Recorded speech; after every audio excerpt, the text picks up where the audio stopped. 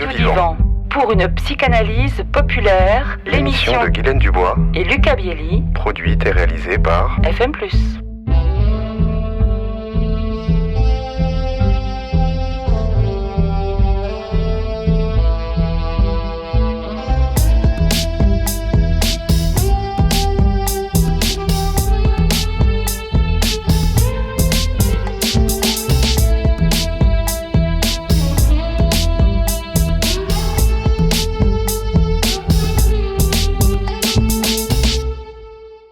Alors Guylaine, chers auditeurs, j'aimerais vous parler du sujet du dépassement.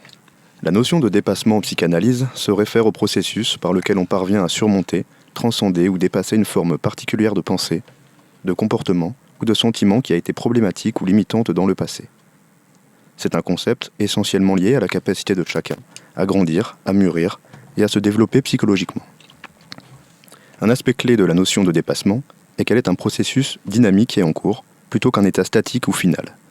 Autrement dit, le dépassement ne signifie pas qu'on a réglé un problème, une fois pour toutes, mais plutôt qu'on est en mesure de gérer de manière plus efficace et productive, et que l'on continue de faire des efforts pour nous améliorer et évoluer.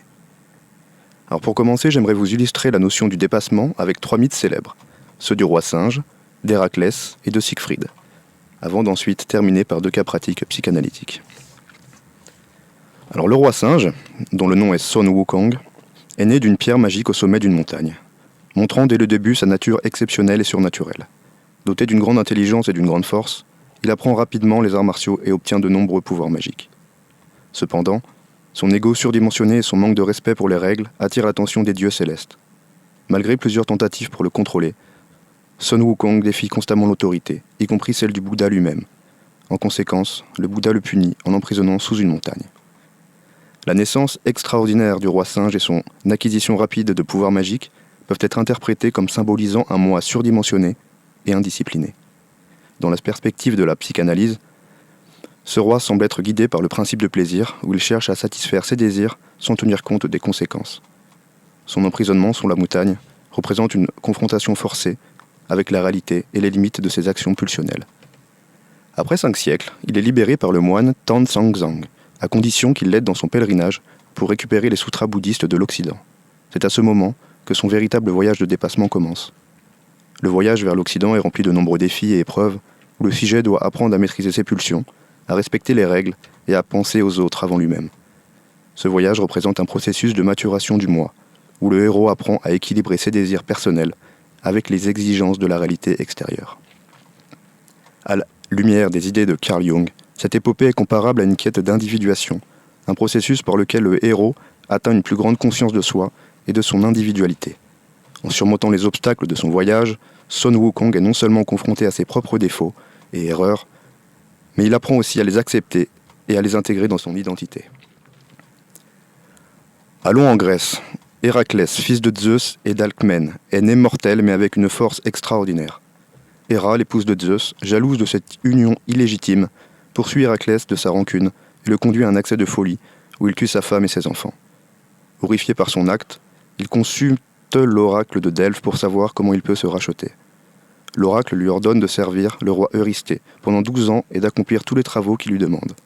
Ce sont les fameux travaux, les 12 travaux d'Hercule. Dans le contexte de la psychanalyse, le meurtre de sa femme et de ses enfants est une expression tragique de la pulsion de mort, un instinct autodestructeur qui peut se retourner contre les autres. La folie qui a conduit à cet acte révèle également une manifestation de conflits inconscients non résolus. Alors ces 12 travaux sont le cheminement de son processus de dépassement, où il est contraint de travailler à travers sa culpabilité et de transformer ses pulsions destructrices en actions constructrices et bénéfiques pour la société, un processus que Freud appelle la sublimation. Par exemple, le premier travail, tuer le lion de Némée et ramener sa peau, oblige Héraclès à confronter une bête féroce et apparemment invulnérable. Cette tâche est une métaphore de la confrontation avec ses propres peurs et pulsions intérieures, nécessitant non seulement la force physique, mais aussi le courage émotionnel. Le dernier travail, capturer Cerbère, le chien à 3 têtes qui garde l'entrée du monde souterrain, est comme une descente symbolique dans les profondeurs de l'inconscient, où Hercule doit affronter ses propres démons intérieurs. C'est un autre exemple de dépassement, où le héros surmonte sa culpabilité et atteint une forme de rédemption. Voici l'histoire de Sigurd, aussi connu sous le nom de Siegfried dans la tradition germanique, un héros légendaire de la mythologie nordique. Sigurd est le personnage central de la saga des Volsungard, où il est le fils posthume de Sigmund, le roi des Volsungar. Élevé par le forgeron Regin, Sigurd se voit confier la mission de tuer le dragon Fafnir, qui était autrefois le frère de Regin, mais a été transformé en dragon à cause de sa cupidité. Regin conçoit une épée pour Sigurd, mais celle-ci se brise à 2 reprises. Finalement, Sigurd récupère les fragments de l'épée de son père, Gram, et Regin le refait pour lui. Avec cette épée, Sigurd tue Fafnir. L'histoire de Sigurd est également une illustration de la notion de dépassement. Le héros doit surmonter de nombreux obstacles pour atteindre son objectif, y compris la trahison de Regin, qui planifie sa mort après avoir tué le dragon. La transformation de Fafnir en dragon peut être interprétée comme une représentation de l'inconscient qui a été refoulé, dans ce cas la cupidité et la trahison. Le dragon symbolise ce que Carl Jung appelait l'ombre, les aspects refoulés et non reconnus que l'on a au fond de nous. En tuant Fafnir, Sigurd doit confronter et surmonter son ombre, une tâche qui nécessite un grand courage et une grande persévérance. La nécessité pour Sigurd de refaire l'épée de son père se rapproche du processus de deuil et de résolution d'un conflit oedipien. L'épée brisée symbolisant la perte de son père et l'absence d'un modèle masculin dans sa vie. En reconstruisant l'épée, Siegfried fait non seulement preuve d'autonomie, mais il intègre aussi symboliquement une partie de l'identité de son père. C'est une autre forme de dépassement, où Sigurd travaille à travers son passé et devient son propre homme. Passons désormais au cas psychanalytique. Le cas d'Anna O.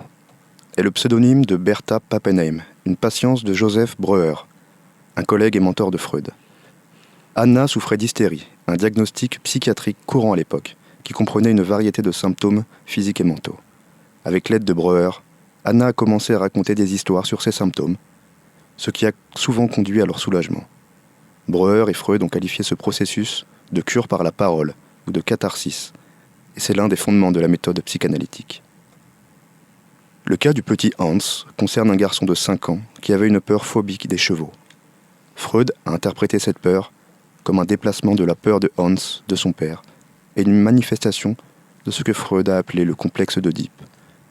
Freud a aidé le père de Hans à discuter de ses problèmes avec son fils, ce qui a finalement conduit à une réduction de la peur du petit Hans des chevaux. Ici, le dépassement a été illustré par le processus de Hans, travaillant à travers ses conflits oedipiens et en surmontant sa peur phobique.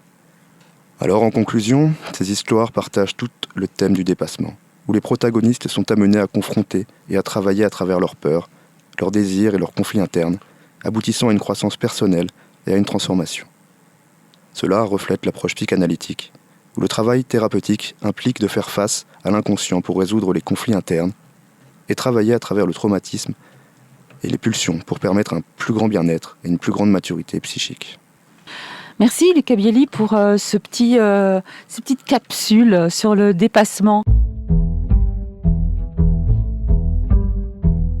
C'était Lucas Bielli et Guylaine Dubois pour Radio Divan, une émission produite et réalisée par FM+. Sur une musique originale de William Balfour, À retrouver sur radiofmplus.org, sur YouTube et Deezer.